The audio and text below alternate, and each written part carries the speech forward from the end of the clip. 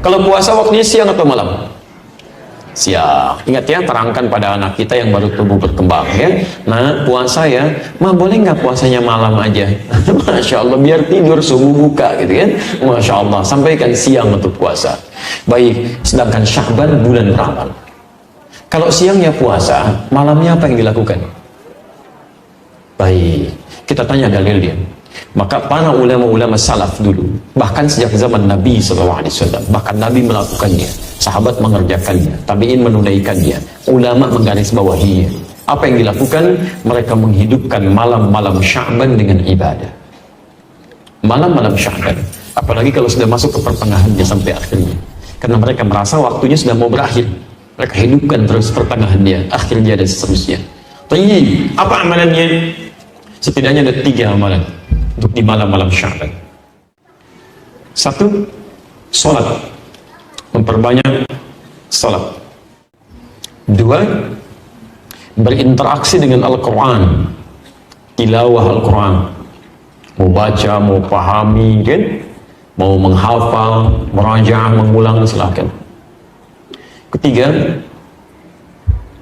memperbanyak doa dan istighfar, memperbanyak doa dan istighfar. 1, salat. 2, memperbanyak interaksi dengan Al-Quran. 3, memperbanyak doa dan istighfar. Salatnya ada 3 jenis yang bisa dikerjakan. 1, qiyamul lail. 2, tahajud. 3, witir. Qiyamul lail, tahajud, witir. Baik, kalau secara bahasa, qiyamul lail itu semua salat yang dikerjakan di malam hari. Salat pada malam hari. Tapi kalau spesifik istilah fikih, qiyamul lail itu adalah salat yang dikerjakan pasca salat isya dan sunnahnya tanpa diawali dengan tidur terlebih dahulu. Jadi untuk membedakan dengan tahajud. Kalau qiyamul lail, Anda sudah salat isya, kemudian salat sunnah, lalu Anda salat di situ 2 rakaat, 4 rakaat, 6 rakaat, tutup dengan witir 1 rakaat atau 3 rakaat. Itu disebut dengan qiyamul lail. Di luar bulan Sya'ban, umumnya salat ini dikerjakan bagi orang yang belum tentu bangun di malam hari. Karena terlampau lelah misalnya, diduga tidak bisa bangun malam, maka dia salat terlebih dahulu sebelum tidur, tutup dengan witir sebelum tidur. Jelas ya? Tapi di bulan Sya'ban tidak harus menunggu itu. Ya silahkan, nggak apa-apa. Begitu selesai isya, salat sunnahnya, menjelang tidur Anda salat dulu 2 rakaat, 4 rakaat, kan? 6 rakaat, kemudian witir, dan boleh malamnya tahajud lagi. Setelah Anda tidur, silahkan, nggak ada masalah. Ya. Nah, dalam konteks qiyamul lail ini, ya isyarat di Qur'annya jangan mempersulit, mudahkan. Bahkan bacaan-bacaannya pilih yang paling mudah. Ya. Quran surah ke-73 ayat 20. Faqra'u ma tayassara minal Qur'an. Silahkan baca yang mudah-mudah, ringan-ringan dari Al-Quran. Silahkan. Ya. Dan ringan itu bisa relatif ya. Ringannya Nabi itu 100 ayat Al-Baqarah. Ringan itu ya. Masya Allah. Antum ya demikian. Qul huwallah ya. Kemudian An-Nas rakaat kedua. Hari keduanya tambah lagi Ad-Duha, setelahnya Alam Nashrah. Naik lagi. Ya. Jadi kalau bisa begini, saran saya, hidupkan di keluarga. Dengan anak-anak boleh kok jamaah. Boleh. Untuk memberikan bimbingan. Boleh. Ya, tahajud atau qiyamul lail berjamaah untuk memberikan bimbingan itu sah. Seperti Nabi pernah menjadi imam bagi Abdullah bin Abbas radhiyallahu taala anhuma. Salat malam. Ada di Abu Dawud nomor hadis 1365 ketika di rumah Sayyidah Maimunah. Ibnu Abbas salat di belakang. Ya, kemudian setelah itu ditarik oleh Nabi sampai sejajar begini. Itu salatnya sedang tahajud. Awas, hati-hati. Jadi ini menunjukkan kebolehan tahajud berjamaah. Apa tujuannya? Barangkali 1 untuk membimbing, mengajarkan. Kalau dalam konteks bimbingan kemudian mengajarkan seseorang untuk bisa mendapatkan kenyamanan dalam tahajud itu boleh dilakukan, silakan, gak ada masalah. Kenapa nggak Anda hidupkan mungkin anak-anak yang belum kenal qiyamul lail supaya terbiasa dengan tarawihnya nanti? Silahkan bangunkan. Ya, ayo kita mulai dulu, hidupkan di rumahnya. Jangan berat-berat, kasih yang ringan dulu. Ya, dan rakaatnya jangan banyak-banyak dulu. Supaya sesuai sunnah Nabi ya, kita 11 rakaat. Masya Allah. Malam pertama, besok gak mau ikutan lagi. 2 dulu aja, 2, witirnya 1, sudah enak, naik lagi. Qul huwallah dulu supaya nyaman kan. Begitu besok mau sholat, Pak, kayak kemarin ya, qul huwallahu lagi. Ya, nggak apa-apa, qul huwallahu dulu. Besok, Pak, kok qul huwallahu mulu? Naikin dong. Ad-duha, 4 rakaat, 6 rakaat, 11 rakaat. Begitu akhir bulan Sya'ban, dia terbiasa. Begitu masuk Ramadan, bukankah ada sholat yang dikerjakan dengan berjamaah pasca sholat Isya dan sunnahnya? Sholat apa itu? Tahu? Jadi kalau sudah terbiasa, nanti begitu masuk Ramadan, stabil, Pak, Bu. Stabil. Bukan cuma di awalnya sampai akhir. Karena sudah terbiasa, ada kenyamanan di situ, sholat tenang, nyaman, awal sampai dengan akhir. Tapi kalau nggak biasa, umumnya itu numpang kaget aja, numpang rame tuh. Ada jamaah hore, jamaah kagetan, rame. Di begitu awal puasa, bang, rame ke masjid semua. Dia, masya Allah, rame. Tapi karena nggak pernah terbiasa sebelumnya, awal-awal bubar sampai keluar pintu An-Nur. Begitu pertengahan terjadi kemajuan, sapnya maju ke depan. Sampai akhir Ramadan. Ini karena nggak pernah dibiasakan, kan? Jadi awal ayo coba kita bangun semangat yang sama. Ya, malamnya, ayo bangun tahajud, tunaikan tahajud, maksimalkan. Jadi kalau sudah enak seperti itu, masya Allah. Bahkan dulu selevel Hudzaifah al-Yamani, Al-Mughirah bin Syu'bah, Abdullah bin Mas'ud radhiyallahu taala anhum jami'an, orang-orang baik. Sebagian mereka bahkan dipuji oleh Nabi sallallahu alaihi wasallam. Bacaan Qur'annya indah. Itu datang kepada Sayyidah Aisyah radhiyallahu taala anha, rahimahullah. Di hadis riwayat Al-Bukhari, nomor hadis 2008 sampai nomor hadis 2012. Kaifa kanat salatu Rasulillah sallallahu alaihi wasallam? Ya Sayyidah Aisyah, bagaimana sih salat malamnya Nabi? Saking inginnya mengetahui salat malamnya Nabi. Kata Sayyidah Aisyah, perhatikan, ini yang paling menarik. La tas'al an husnihinna wa tulihinna. Gak usah ditanya tentang bagus dan panjangnya salat Nabi. Cukup diketahui saja. Penasaran, diikuti di belakang. Di belakang Nabi SAW sholat. Masya Allah, sholatnya itu kata Hudzaifah al-Yamani, indah, itu tenang sholatnya. Rakaat-rakaat itu rakaat pertama, kedua, setelah itu istirahat dulu berzikir, Allahumma innaka afuwwun tuhibbul afwa fa'fu anni. Indah, enak. Sesuatu yang ditunaikan dengan tenang, nyaman, ada jeda sejenak, disebut dengan tarwihah. Jamaknya disebut dengan tarawih. Tarawih itu sifat, bukan nama sholatnya, sifat sholatnya. Jadi ketika disebut tarawih, dipopulerkan oleh ulama, ingin memberikan kesan bahwa sholatnya Nabi itu tenang, tidak buru-buru, nyaman. Bisa nggak terbayangkan, Pak, 11 rakaat sampai hampir menjelang fajar, saking nikmatnya. Ini Nabi, Rasul, ahli surga, dekat dengan Allah, dijamin masuk surga, bebas dari kesalahan, 11 rakaat sampai menjelang fajar, tenang.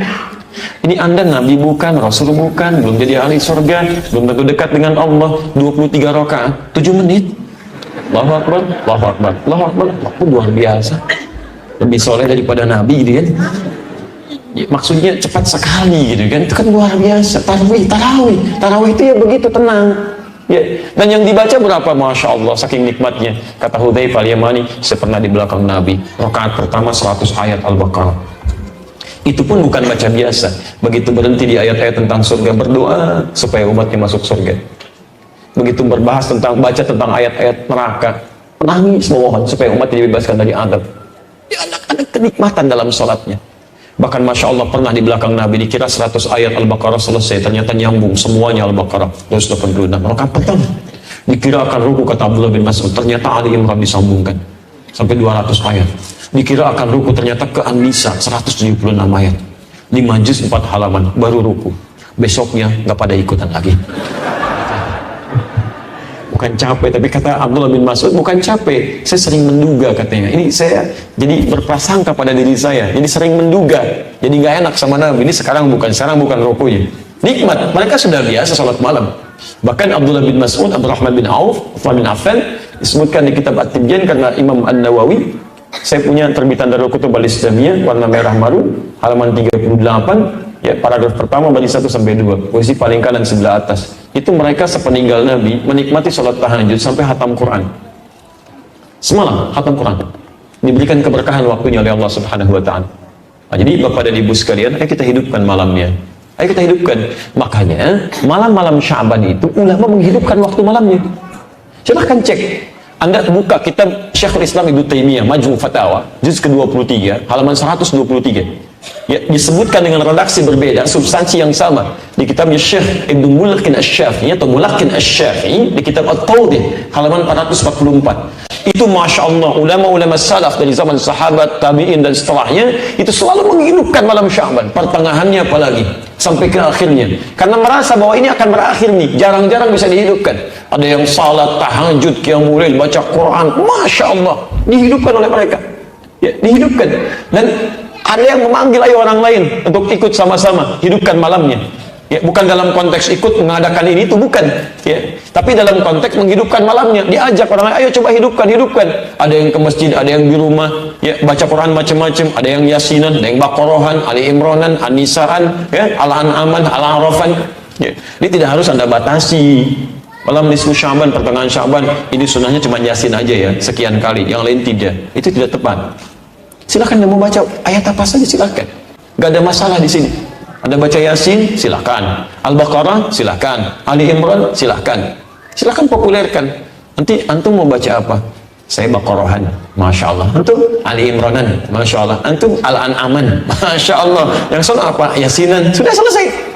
Baca, pahami isinya, amalkan isinya. Itu poinnya. Jangan dibaca sekian kali, tapi nggak paham artinya. Ya, itu walaupun ada pahalanya, tapi maknanya nggak kita dapatkan dalam kehidupan. Jadi jangan meributkan sesuatu yang memang esensinya tidak kita ketahui, pelajari dulu. Ya. Tidak dilarang Anda menghidupkan malam Sya'ban. Yang keliru itu menjadikan malam itu untuk menunaikan sesuatu yang tidak ada tuntunannya. Jadi Anda ngajak orang dengan cara yang salah, itu nggak boleh. Walaupun perbuatannya baik, dulu pernah ada masa orang-orang sudah mulai malas untuk menunaikan ibadah, maka diajak oleh para ulama.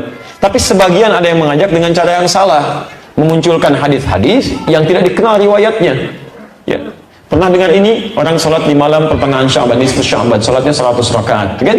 Dan sholatnya begini, bacanya ini dapat pahala sekian. Pernah dengar? Ya, ada riwayatnya, dan itu bukan palsu hadisnya, bukan palsu, tapi palsu banget. Itu cuma nggak ada. Di kitab hadis palsu pun nggak ditemukan, nggak ada, karena dulu nggak ada, gitu kan?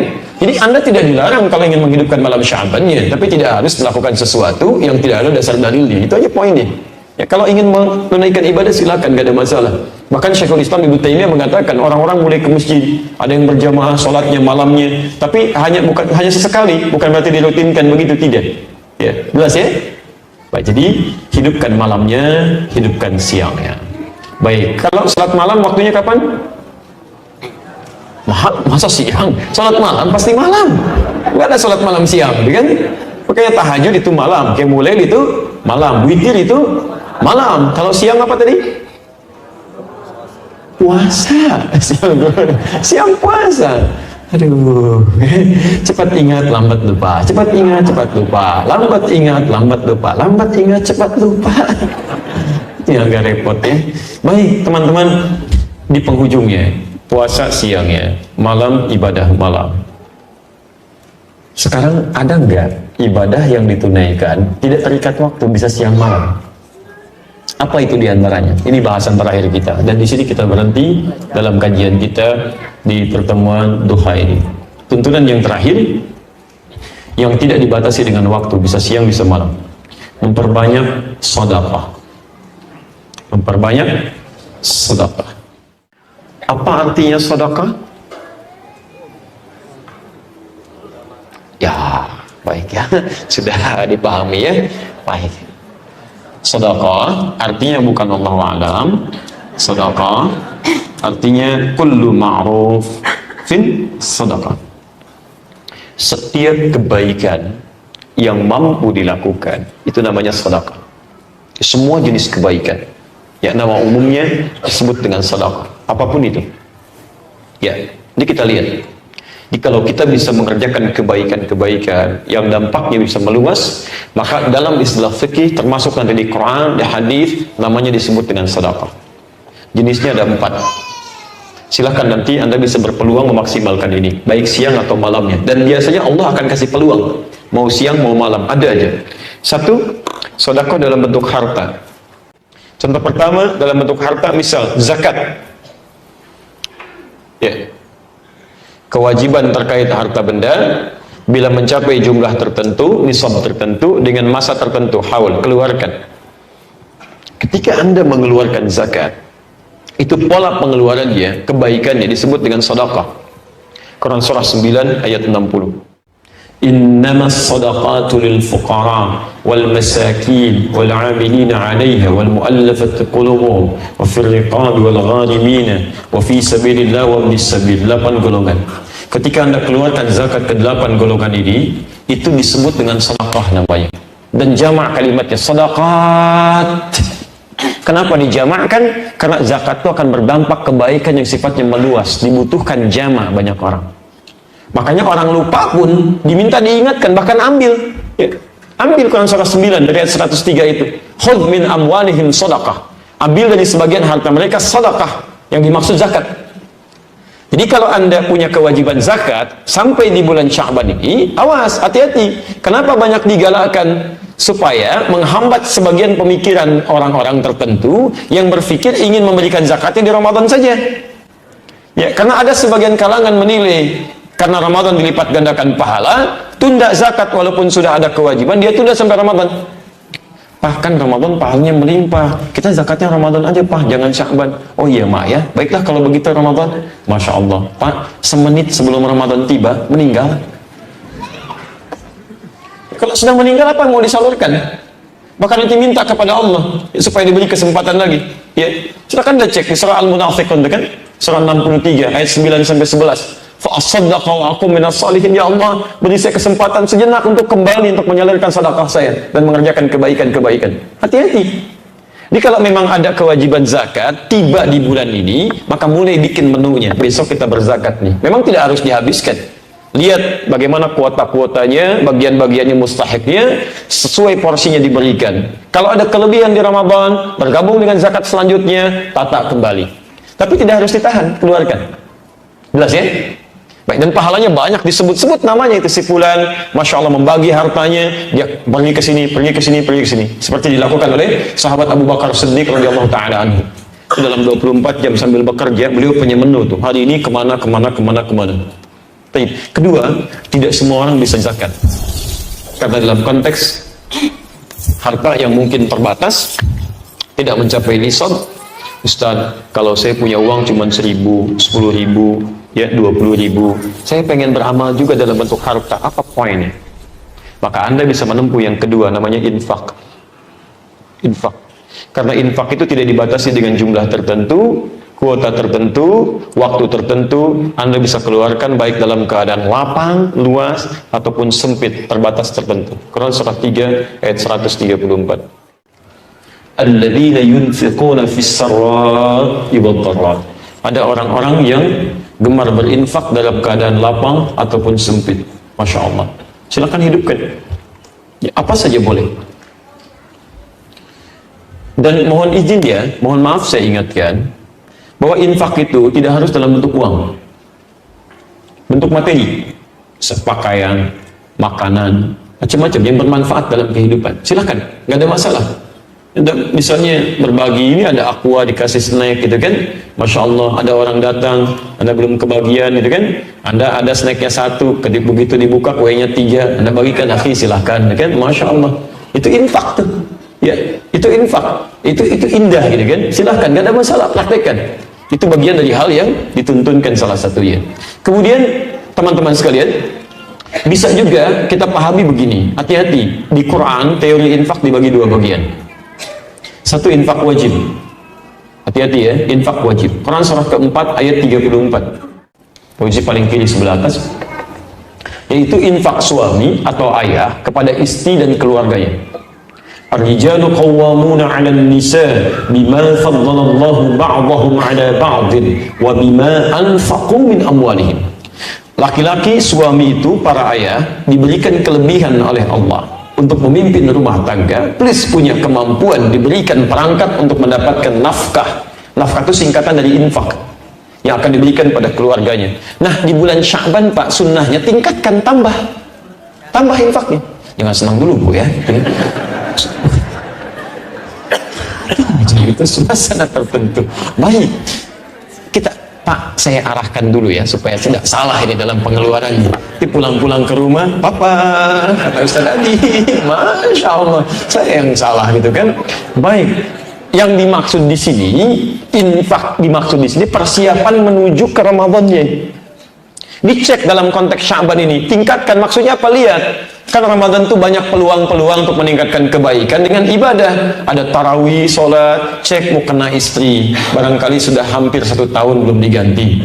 Jilbabnya dilihat, anak-anak sarungnya, pakaiannya, Anda siapkan di rumah menyambut Ramadan. Jadi ketika Anda beli semua itu, tampilkan. Nah, insya Allah nanti kita mahya semuanya memulai malam tarawih pertama dengan rezeki yang Allah telah titipkan pada kita. Semuanya baru, alhamdulillah kita pakai supaya dalam kiamat nanti semua menjadi saksi bagi kita semua. Indah. Jangan cuma Anda siapkan untuk lebaran. Lebaran baru. Supaya apa? Dilihat. Siapa yang lihat? Orang. Kenapa ketika Allah lihat, Anda tidak siapkan? Apa nggak bangga ketika dilihat Allah? Dan itu indah, hisabnya ringan gitu kan. Bukankah setiap harta kita akan ditanya? Hati-hati. Fulan, dari mana kamu dapatkan ini semua? Ya Allah, saya dapatkan rezeki yang sangat halal. Dan Kau maha tahu setiap keringat yang saya keluarkan. Kemana kamu kerjakan? Dan kemana kamu salurkan semua itu? Maka langsung, karena mulutnya nggak bicara, al-yawma nakhtimu ala afwahihim, tangannya bicara. Ya Allah, saya dipakaikan pakaian itu kepada saya digunakan sholat malam pertama Ramadan. Pakaiannya mengatakan benar ya Allah. Sarungnya yang berkata benar ya Allah. Semua jadi saksi.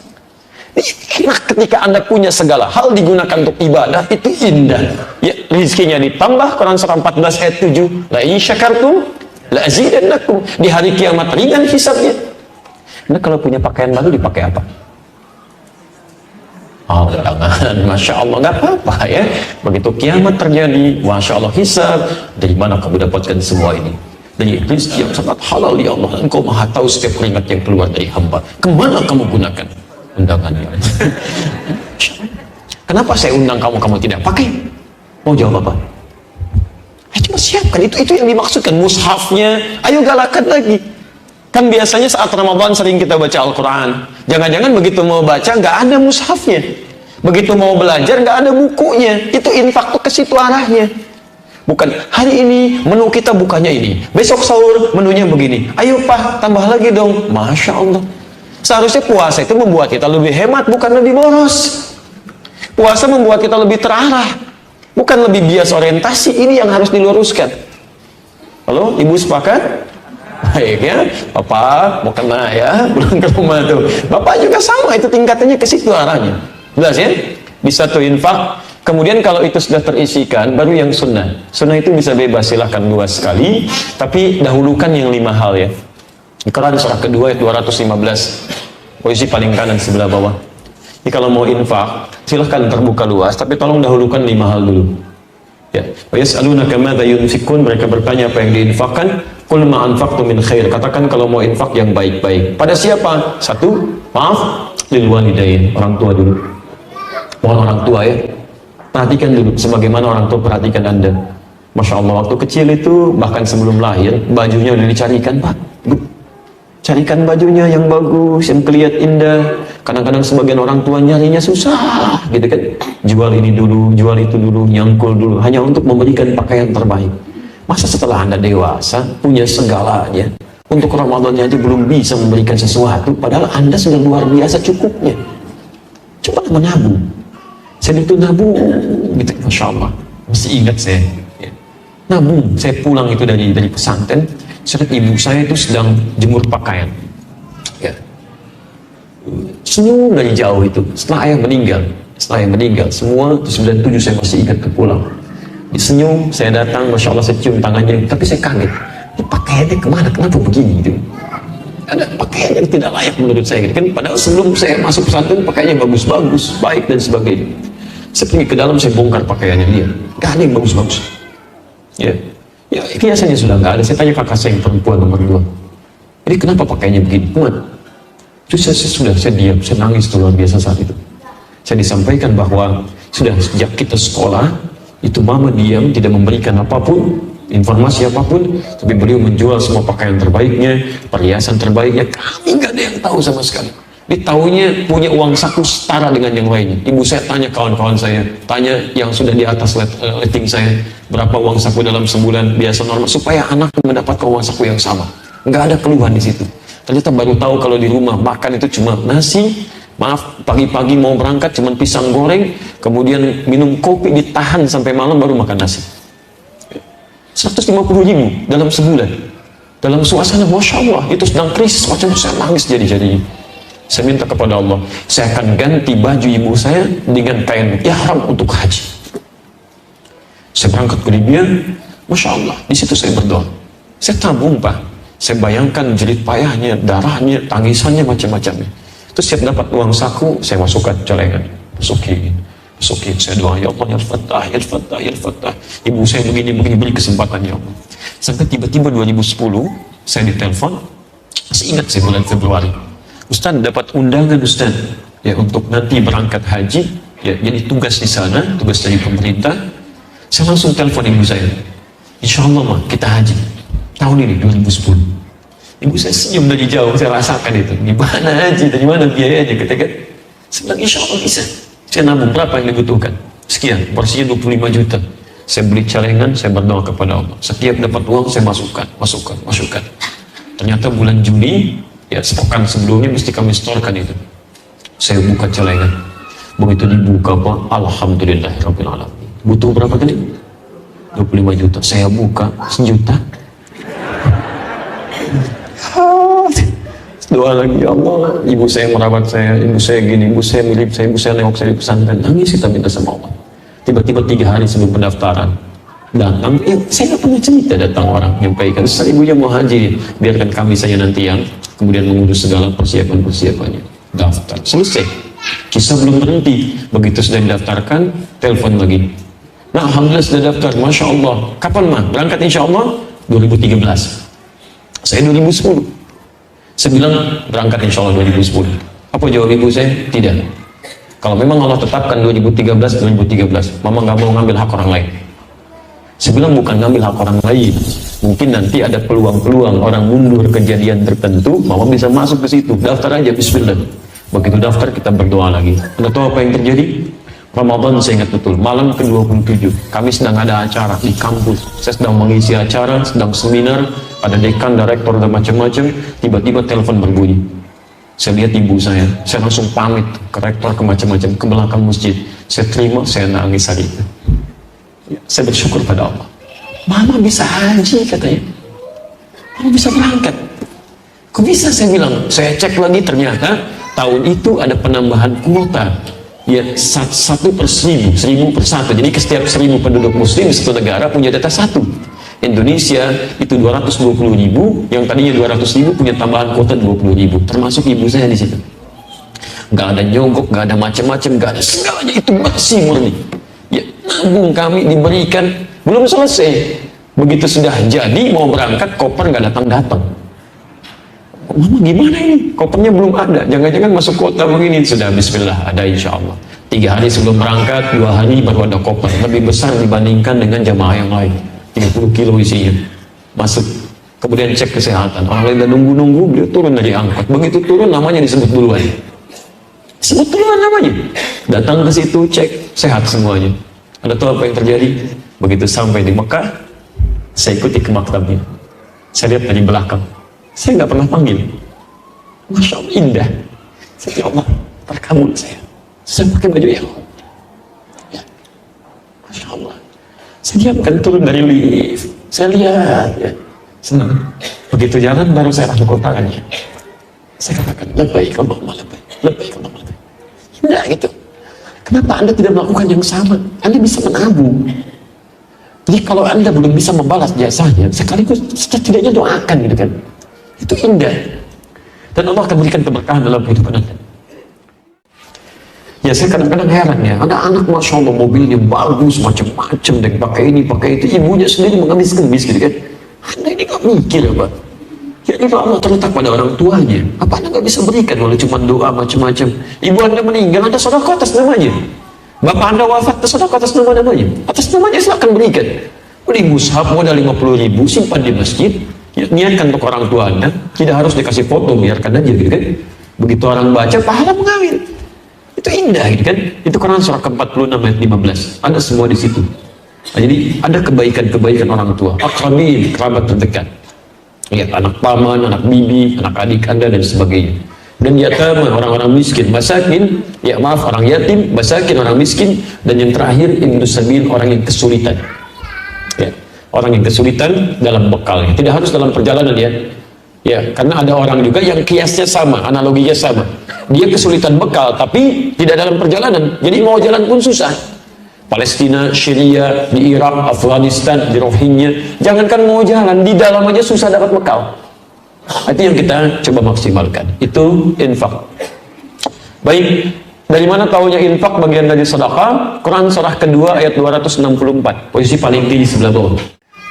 Ya ayyuhalladzina amanu, hai orang-orang yang telah menyatakan dirinya beriman kepada Allah, la tubtilu shadaqatikum bil manni wal adha. Jangan pernah Anda gugurkan sedekah kebaikan-kebaikan Anda dengan perbuatan yang merusak. Apa di antaranya? Contoh sedekah yang bisa merusak, yang dirusak oleh amalan yang lain. Kalladzi yunfiqu malahu ri'an-nas, seperti orang infak. Jadi di sini infak disebutkan bagian dari sedekah. Jelas ya?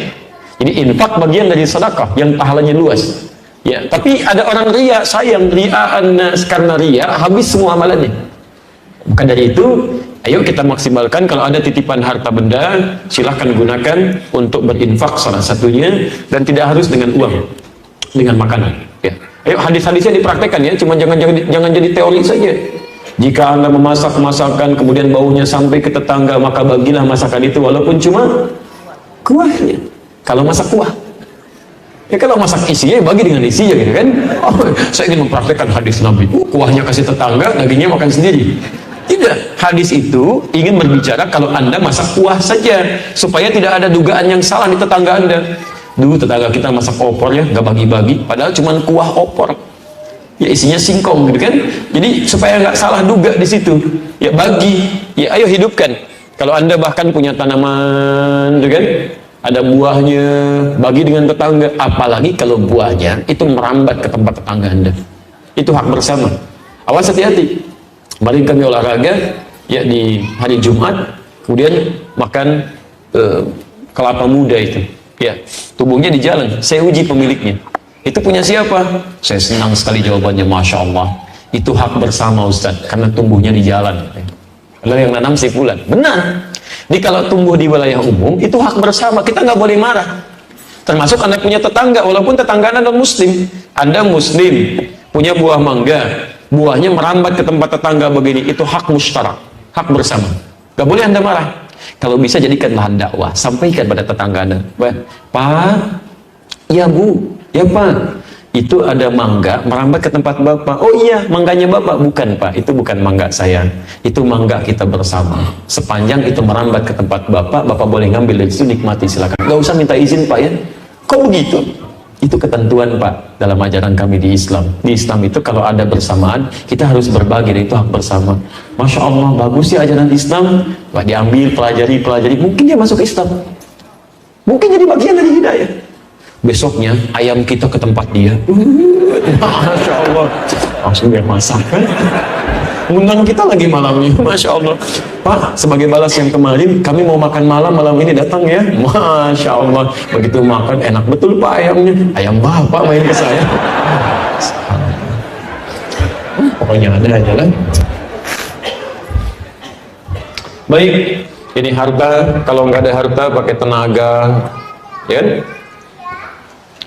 Mohon izin, ini Anda mau pulang, mungkin ada sampah-sampah, ada macam-macam. Gak usah tunggu orang lain. Syaban, Anda aja dengan tenaga. Ini ambil, pungut, simpan. Kadang-kadang begini, ada yang diperlihatkan di pandangan mata Anda, tidak pada yang lain. Itu artinya Allah hanya ingin berikan pahalanya kepada Anda, bukan pada yang lain. Ini kadang-kadang orang aneh, dikasih pahala begini, malah nunjuk orang lain. Mas ini ya, Mas kan marbot masjid nih. Ini kan ada sampah di sini. Masjid itu harus bersih dong. Masya Allah, Anda yang dikasih, kenapa Anda berikan pada orang lain? Rugi. Ketiga, bisa kalau Sya'ban itu banyak sekali ide-ide yang dihadirkan untuk kepentingan Ramadan. Ya, nanti kalau sholat sekian rakaat, Pak, boleh nggak kami usul imamnya, tolong Pak ya, yang hafal Quran, yang bacaannya bagus, supaya kita bisa khusyuk bacaan sholatnya. Begitu ide Anda diterima, dipanggil sepulan imamin orang khusyuk sholat, itu Anda mendapatkan pahala dari semua orang yang sholat di situ. Hadis Muslim, hadis 1893. Man dalla ala khairin falahu ajruhu mithla ajri fa'ilihi min ghairi an yanqusa min ajri syai'. Siapa yang menunjukkan pada kebaikan, diamalkan kebaikan itu, maka dia mendapatkan pahala yang sama dengan yang mengamalkan tanpa dikurangi sedikit pun. Pak, tolong Pak, jangan sepi malamnya Pak, habis tarawih, tolong ada kultumnya, tapi yang berkualitas Pak, jangan cuma sekedar cerita, bukan yang ulang-ulang, cari yang terbaik, kita bikin temanya Pak, terus minta resumnya dari ustadznya. Begitu itu dilakukan, resumnya dibagikan, orang pahami, orang amalkan, Anda dapat pahala dari semua orang itu tanpa dikurangi sedikit pun. Maka ayo bikin ide-ide yang bagus, yang cemerlang di Sya'ban ini, susun jadwal untuk Ramadan, hadirkan, dapat pahalanya. Termasuk yang kreatif, susun jadwal imsakiyah, bikin status-status, jadwal puasa insya Allah gini, jadwal kultum begini, Masya Allah banyak pahalanya, banyak. Terakhir, kalau tidak bisa dengan ini semua, harta belum ada, tenaga juga belum kuat, kemudian ide juga belum tampil, setidaknya kata Nabi, senyum. Bahagiakan orang dengan senyuman. Basmatuka fi wajhi akhika sadaqah. Senyum Anda yang membahagiakan orang, memberikan kenyamanan, itu bagian dari sedekah. Tebarkan kebaikan-kebaikan. Tapi ingat hadisnya ya, ingat hadisnya. Senyum yang membahagiakan, bukan senyum buat orang lain susah. Atau buat orang lain khawatir ya, udah pulang dari sini, dari jalan pas sampai rumah senyum aja sini. Sampai depan senyum. Dari mana? Habis taklim Ustaz Adi. Saya yang salah lagi di situ kan? Allahu Akbar, muncul tahzir lagi kan? Ada aja. Baik ya, cukup ya.